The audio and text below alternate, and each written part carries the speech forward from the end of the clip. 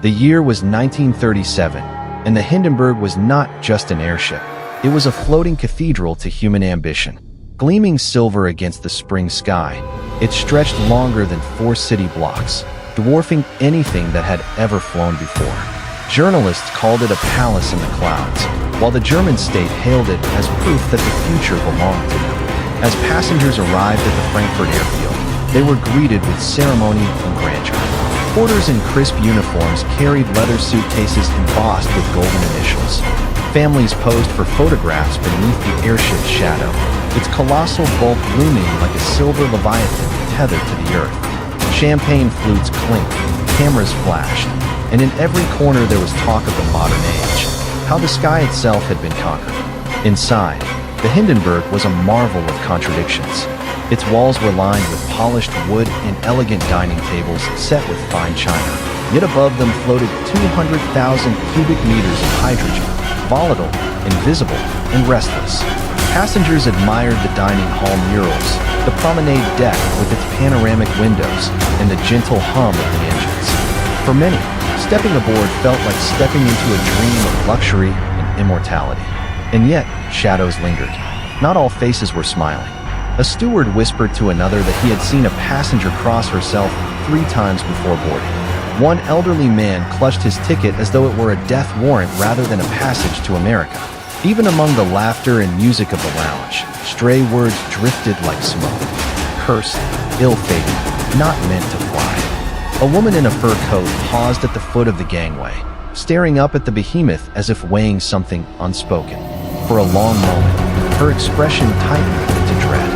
Then, with a forced smile, she ascended into the belly of the beast.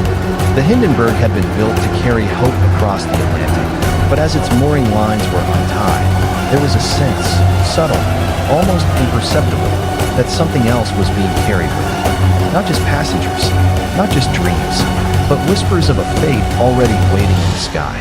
The ticket that burned expanded. The Hindenburg was scheduled to carry 97 souls across the Atlantic, yet not all who purchased a ticket ever set foot inside its silver hull. In the days before departure, a strange unease settled over the booking offices. Clerks, accustomed to travelers' excitement, noticed something unusual: hesitation.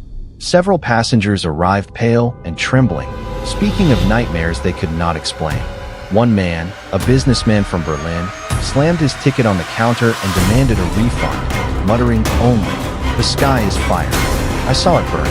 Another, a young mother, burst into tears as she clutched her child, refusing to board though her husband insisted. She whispered to the clerk that a voice in her dreams had warned her, "Do not fly. The flames are waiting." But the most haunting story belonged to a woman who never gave her name. Dressed in mourning black, with eyes that seemed far older than her face, she appeared at the ticket window hours before departure. Sliding her unused ticket across the counter, she did not ask for her money back. Instead, she pressed a small slip of paper into the clerk's hand. On it were written just 6 words: "The sky will not hold her." Before the clerk could respond, she turned and vanished into the bustling streets of Frankfurt, leaving only the ticket and the cryptic warning behind. The paper, witnesses claimed, smelled faintly of smoke. Those who did board the Hindenburg spoke later of a strange emptiness in the dining hall. Empty chairs where passengers should have been, as though fate itself had already begun selecting its victims. The airship lifted with fewer passengers than expected, its luxurious cabins partly unoccupied. Some dismissed the last-minute cancellations as nerves. Others whispered that those who stayed behind were the lucky ones, that they had been spared by something far more powerful than chance. Nightmares at Sea expanded. For the first 2 days of its voyage, the Hindenburg glided over the Atlantic like a dream made real. Passengers dined on fine meals, strolled the promenade deck, and marveled at the ocean through vast windows that framed the sky like paintings. Music drifted from the lounge each evening, and laughter mingled with the steady hum of the engines. To anyone watching, it seemed the airship carried nothing but joy and confidence. But when night fell, the dream soured. On the second night, screams echoed through the corridors. A passenger awoke thrashing, shouting of fire. Crew members rushed to calm him, only to find that 2 cabins away, another guest had awakened from the same nightmare, his sheath drenched in sweat, his voice trembling as he whispered, "It was burning. I could smell it." Soon, the nightmare spread. Men and women who had never met described the same terrifying vision. The airship engulfed in flames, plummeting from the sky. Some passengers swore they heard voices in their dreams, screaming from within the inferno, calling out names that had yet to be spoken. The most unsettling moment came from a child. In the morning, she sat quietly at the dining table, crayons scattered around her. Her parents laughed nervously as she held up her drawing. A massive silver ship falling from the clouds, flames pouring from its belly. Below, tiny figures with arms raised were sketched in frantic strokes of red and black. When asked what she was drawing, she answered simply, "The ship is on fire." The passengers tried to dismiss it as childish imagination. Yet unease crept into their voices, their glances lingering on the walls, the ceiling, the faint metallic creaks of the airship's frame. The laughter in the lounge grew quieter at night. Even the crew, hardened by routine, could not ignore the way the passengers tossed and turned in restless sleep. In the Hindenburg's cabins, dreams had become warnings, and those warnings were only growing louder. The engineer's secret expanded. Amid the luxury and murmurs of unease, the Hindenburg's crew worked tirelessly, their smiles practiced, their hands steady. Yet one man, the chief engineer, Klaus Weber, carried a secret heavier than the hydrogen tanks themselves. It was late in the evening when he confided in a passenger, a young journalist curious about the inner workings of the ship. They stood in a dimly lit engine corridor, the air thick with the metallic scent of machinery. Klaus's eyes darted nervously before he spoke. "Do you see the flickers in the lights?" he asked quietly. "The sparks that dance across the hydrogen cells. Most dismiss them as electrical faults, but they are not." The journalist leaned closer. Klaus continued, voice low, almost a whisper. "This has happened before. Nights when the air feels unnatural, heavy, like it carries a weight beyond our understanding. Sparks, flickers, a static charge that won't settle. We fix it, they say, but it always returns. Always." A cold shiver ran down the journalist's spine. He tried to press for more, but Klaus shook his head. "People don't understand," Klaus murmured. "They board this ship believing in luxury, in progress, but there's something wrong here. Something that does not belong to science. It waits."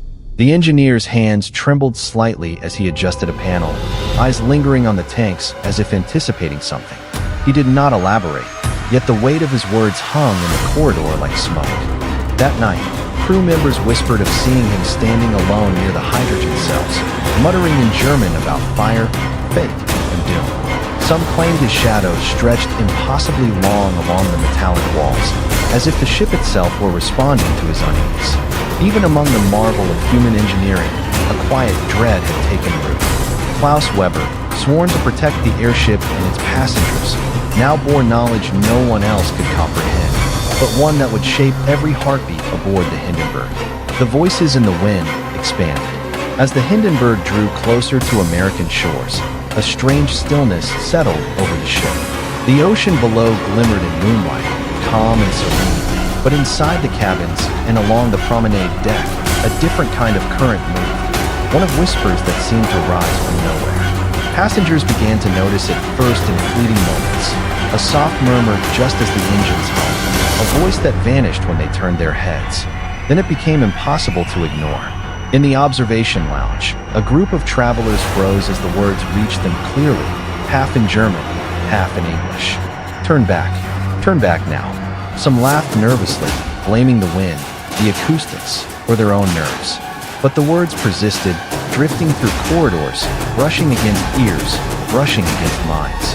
Crew members reported hearing them as well, voices that carried no source, yet seemed to come from every corner of the ship at once.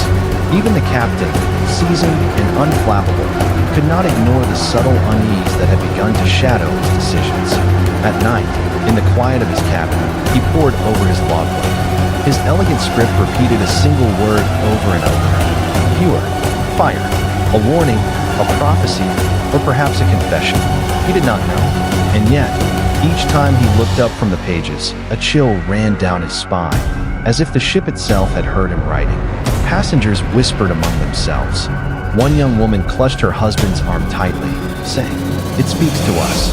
It knows we are here." The voices were not a hallucination. They were a warning, an echo carried on the wind, brushing the ears of those who had chosen to ignore premonitions, whose fate was now drawing closer with every mile across the Atlantic. The stillness before expanded. As the Hindenburg neared Lakehurst, the airship glided into a sky so clear it seemed almost unnatural.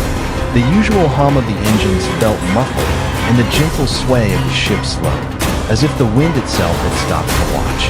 Passengers and crew alike felt it, a weight pressing down, an almost physical silence that wrapped around the ship and lingered in every cabin and corridor. Observers on the deck described it as if time itself had frozen. Conversations faltered mid-sentence, laughter died in throats, and footsteps across polished floors echoed too loudly, bouncing back with an eerie precision. Even seasoned crew, unshaken by storms and mechanical failures, exchanged uneasy glances. In the midst of this unnatural calm, a priest, traveling to offer guidance to some of the passengers, collapsed to the deck. When a steward helped him to his feet, the priest's eyes were wide with terror, sweat glistening on his brow. Between ragged breaths, he gasped, "It's already decided." A hush fell over nearby passengers as if his words had materialized in the air itself. Some dismissed it as a lapse of faith or exhaustion, but others felt the weight of something older, something beyond human comprehension, pressing down upon the Hindenburg. Even the skies seemed to conspire with this foreboding. The sun had dipped low, casting long shadows over the silver hull. The wind was still, too still, and the horizon stretched endlessly, offering no hint of movement, no promise of arrival, only the suffocating anticipation of what was to come. In those final moments before descent, the Hindenburg was not merely an airship in flight. It was a suspended omen, poised between the known and the inevitable, carrying its passengers into the heart of a fate already whispered in nightmares and warnings. The sky ignites, expanding. It happened in an instant. One moment, the Hindenburg floated silently over Lakehurst, a silver leviathan glinting in the fading sunlight. The next, a spark, tiny, almost imperceptible, danced across the hydrogen cells, a flicker of light that no one yet recognized as a harbinger. Within seconds, the spark became a blaze. Flames licked the massive hull, spreading faster than the eye could follow, twisting and rolling like living serpents. Passengers screamed, some frozen in disbelief, others throwing themselves to the deck in terror. The luxurious dining hall, the promenade, the elegant cabins, all became a furnace of heat and smoke. The roar of fire drowned the engine's hum, filling the air with an acrid stench that made lungs burn and eyes water. From the promenade deck, a journalist clutched his notebook, recording every chaotic detail. He later wrote that the air smelled of metal and molten dreams. A mother grabbed her child, her arms shaking, as the flames reflected in the terrified faces around her. Crew members tried desperately to open exits, to guide passengers to safety, but the fire moved faster than any plan could contain.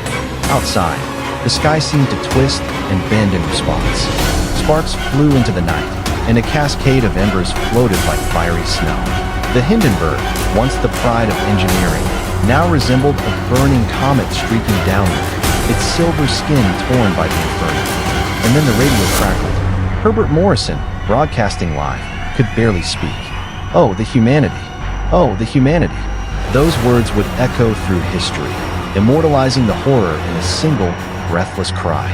34 seconds, a lifetime of terror compressed into a moment, and the great airship was no more than a skeletal frame of twisted metal and smoke, leaving behind a scar across the sky and a trail of devastation on the ground below.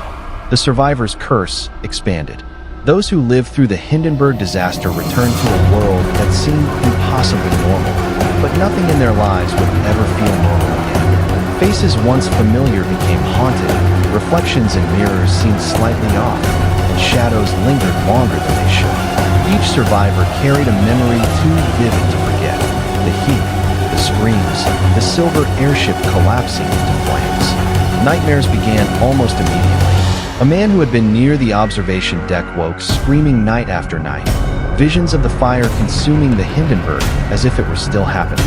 He would wake to find his bed scorched, not physically, but in his mind, the sheets appearing burnt in shadowy shapes. Another survivor, a young woman, swore she saw the faces of her lost friends in every flame she lit, whether in a fireplace or a candle. It wasn't just dreams. Strange coincidences plagued them. Sudden deaths of relatives, unexplained illnesses, and inexplicable misfortunes seemed to trail them like a second, invisible passenger. Letters from home arrived bearing ominous notes or symbols scribbled in margins. Whispers of the fire follows you drifted from neighbors, friends, and even strangers who had no right to know their story. Some tried to rationalize it.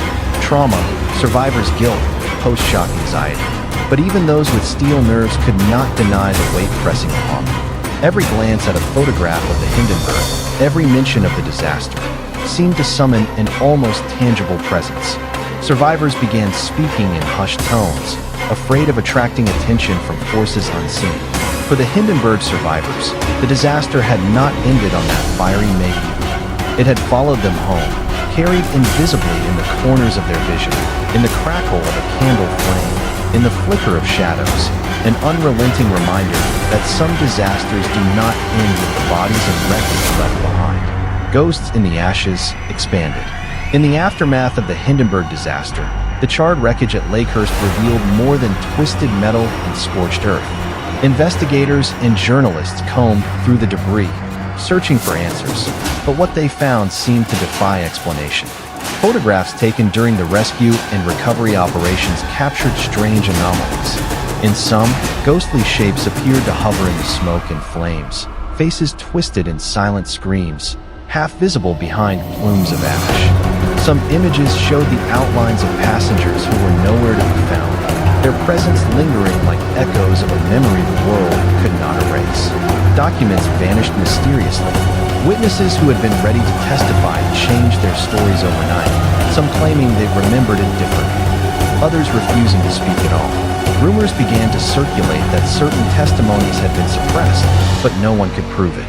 Even the lead investigators, meticulous and rational men, confessed privately that the evidence seemed altered, as if unseen hands had moved pieces of the story to hide something. Among the whispers, one name surfaced repeatedly in hushed conversations: the curse of the Hindenburg. Journalists and relatives of victims reported seeing shadows move unnaturally across the ruins, hearing faint voices in the wind, and sensing presences that could not be explained. Some dismissed it as grief and imagination, others as coincidences, but a pattern began to emerge. Where the fire had burned hottest, strange misfortunes occurred. Survivors' families were touched by unexplained tragedies, and those who had examined the wreckage too closely reported dreams of fire, of falling silver, and of passengers reaching out from beyond the grave. The Hindenburg had left a scar on the earth, but it had left an even deeper one on the fabric of reality, a lingering presence that haunted photographs, documents, and memories. Ghosts had risen from the ashes, and some wondered if they had ever truly departed. The final revelation expanded. Years passed, and the world moved on. The Hindenburg disaster became a historical tragedy, a cautionary tale of ambition and hubris. But for a few determined researchers and historians, the mystery never ended. They began uncovering fragments long buried in archives, private letters, and forgotten shipping records, clues that hinted the airship had carried more than passengers and luxury. Among the recovered documents was mention of a secret cargo, meticulously cataloged yet omitted from official manifests. Scholars speculated about its contents: relics, manuscripts, and artifacts from distant lands, some rumored to hold esoteric knowledge. A handful of letters, written in cipher and later decoded, referenced prophecies carried across the skies, and a fate that must unfold in fire. Photographs from the wreckage, once dismissed as coincidental shadows, were re-examined under new techniques. Shapes in the smoke seemed deliberate, almost symbolic. Faces appeared where no human had stood. Symbols, partially scorched into the ship's metal, were identified as ancient sigils, warnings, protective charms, or perhaps curses. Researchers concluded something unsettling. The Hindenburg's disaster may not have been a simple accident of hydrogen and static. The premonitions, the visions, the voices reported by passengers. All could have been reactions to a prophecy being fulfilled, a fate encoded into the very voyage from the moment it was planned. The airship, it seemed, had carried more than ambition. It had carried inevitability. And in that realization lay the most chilling truth. The Hindenburg had not merely burned. It had delivered a warning, a reminder that some creations, no matter how grand, are never meant to defy destiny. Those who survived, those who studied it, even those who